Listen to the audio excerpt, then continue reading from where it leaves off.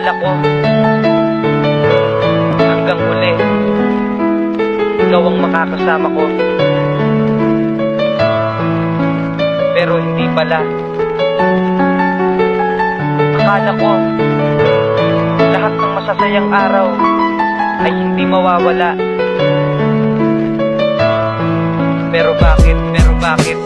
Alaala lang ang naiwan sa ating dalawa.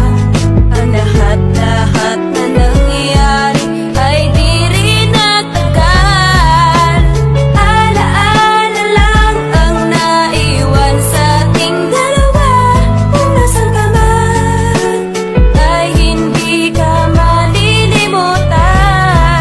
Di sarap namang isipin na pag-uuwi ako, may babae na naghihintay sa pagdating ko. Ginagawa niya ang lahat para ang pagod mawala. Pinapasaya ako kapag ang mood nag-iiba. At iba talaga siya, oo, ibang-iba siya sa mga nakilala kong babae. Ewan ko nga ba, kahit di siya kagandahan at ayaw rin ng pamilya ko, hindi niya ko iniwan at hindi rin siya sumuko. Pinaglaban ng pag-ibig, pinaglaban ng pangako, pinaglaban niya lahat at tinupad at dinapa ko. Masasabi ko ang swerte ko dahil natagpuan ang babae na katulad mo. Kahit hinusgahan ka ng maraming tao, kesyo di raw tayo bagay, di mo nalang pinansin at hindi ka nakipag-away. Kaya't sanay kung nasaan ka man ngayon mahal, pinapangako sa puso ko di ka matatanggal.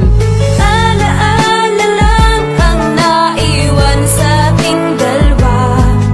Ang lahat-lahat na nangyayari ay di rin nagtagal. Alaala lang ang naiwan sa ating dalawa. Kung nasan ka man ay hindi ka malilimutan.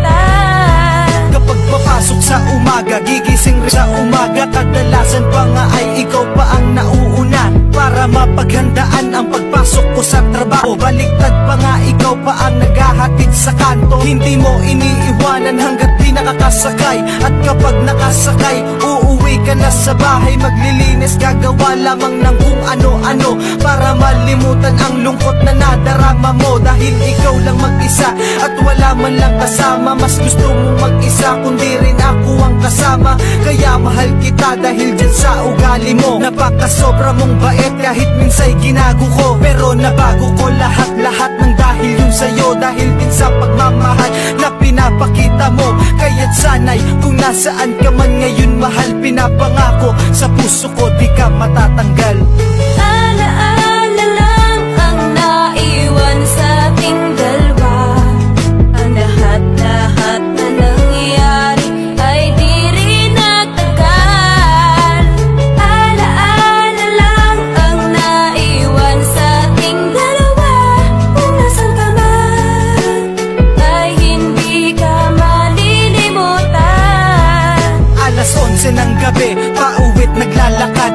Ang bilis ng tibok ng puso ko, ako'y agad-agad nag-text sa'yo para malaman ko kung okay ka. Pero di ka nag-reply kaya ako'y nag-alala. At may tumawag sa'kin, pagtingin ko ay ikaw. Sinagot ko agad ang telepono pero hindi ikaw. Iba ang kausap ko, sabi ko kung sino siya. Sabi niya doktor ako, ikaw ba ang asawa niya? Nagtaka naman ako kung bakit siya ang sumagot. Sagot niya ay wala na siya pero meron siyang nadampot na regalo at nakalagay para sa mahal ko. Happy anniversary mahal, para sa'yo to. Sabi sa'kin ng doktor at sabi sa'kin ng nakakita. Bumili siya ng regalo, tumawid sa may kalsada. At hindi niya nakita na may palapit pala na sasakyan at tuluyan nang naputol ang hininga. Ano na ngayon?